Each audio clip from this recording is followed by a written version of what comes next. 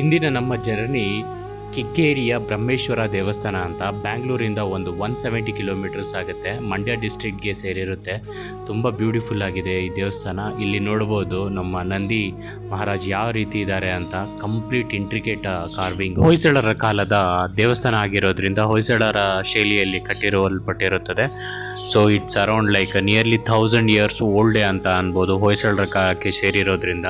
So ದ್ವಾರಪಾಲಕರನ್ನ ನೋಡ್ಬೋದು, ಶಿವನ ದ್ವಾರಪಾಲಕರು ಎಷ್ಟು ಬ್ಯೂಟಿಫುಲ್ ಆಗಿದೆ ಅಂತ.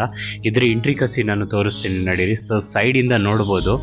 ಸೊ ಯಾವ ಥರ ಪ್ರೊಜೆಕ್ಷನ್ ಒಂಥರ 3D ಪ್ರೊಜೆಕ್ಟೆಡ್ ಥರ ಇರೋ ಅಂಥ ಈ ಕಾವಿಂಗ್ಸ್ ನೋಡ್ಬೋದು. ಸ್ವಲ್ಪ ಡಿಸ್ಟಾರ್ಟ್ ಆಗಿದೆ ಆದ್ರೂ ಇವಾಗವರೆಗೂ ನೋಡ್ಬೋದು ಎಷ್ಟು ಚೆನ್ನಾಗಿದೆ ಅಂತ. ಪಿಲ್ಲರ್ಸ್ ಕೂಡ ನೋಡ್ಬೋದು, same Hoysala style of architecture. ದ್ವಾರಪಾಲಕರನ್ನು ನೋಡ್ತಾ ಇದ್ದರೆ ನಮ್ಮ ಜಯ ವಿಜಯನ ನೋಡ್ದಂಗೆ ಇರುತ್ತೆ. ಆದರೆ ಇವರ ಕೈಗಳಲ್ಲಿ ಡಮರುಗ ಇದೆ. ಸೊ ಆ ಡಮರುಗಕ್ಕೂ ಗ್ಯಾಪ್ ಕ್ರಿಯೇಟ್ ಮಾಡಿದ್ದಾರೆ. ಕೈಗಳನ್ನು ನೋಡ್ಬೋದು, ಸೇಮು ಲೈಕ್ ಇಲ್ಲಿ ಸರ್ಪವನ್ನು ನೋಡ್ಬೋದು. Precise, intricate and measured architecture ಅಂತಾರಲ್ಲ, ಸೊ ಆ ಥರ ಮೆಷರ್ಡ್ ಆರ್ಕಿಟೆಕ್ಚರು. ಪ್ರಿಸಿಷನ್ ಅಂತೂ ಪಕ್ಕ ಇರುತ್ತೆ. ಒಳಗಡೆ ದೇವರ ದರ್ಶನ ಸಿಗಲಿಲ್ಲ, ಅನ್ಫಾರ್ಚುನೇಟ್ಲಾಗಿ ಮುಚ್ಚಿತ್ತು. ಸೊ ನಾವು ಸಾಯಂಕಾಲ ಹೋಗಿದ್ರಿ. ಸೀಲಿಂಗ್ ನೋಡ್ಬೋದು ಎಷ್ಟು ಬ್ಯೂಟಿಫುಲ್ ಆಗಿದೆ ಅಂತ. ಸೊ ಸುತ್ತಲೂ ದೇವಸ್ಥಾನ ನೋಡೋಕ್ಕೆ ಹೋಗುವ ಸಂದರ್ಭ. ಸೊ ಅದಕ್ಕಿಂತ ಮುಂಚೆ ನಂದಿ ಮಹಾರಾಜನ ಇನ್ನೊಂದು ಸಲ ನೋಡ್ಬೋದು.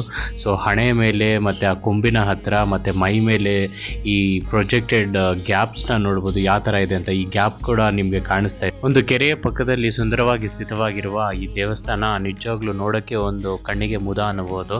ಸೊ ಈವ್ನಿಂಗ್ ಟೈಮಲ್ಲಿ ಹೋಗಿದ್ದರಿಂದ ತುಂಬ ಬ್ಯೂಟಿಫುಲ್ ಆಗಿತ್ತು. ಮೂಲ ದೇವರು ಶಿವನಾದರೂ ಈ ದೇವಸ್ಥಾನದ ಹೆಸರು ಬ್ರಹ್ಮೇಶ್ವರ ಯಾಕೆ ಬಂತು ಅಂತ ನಿಮಗೆ ಮುಂದಿನ ವಿಡಿಯೋಗಳಲ್ಲಿ ಹೇಳ್ತೀನಿ.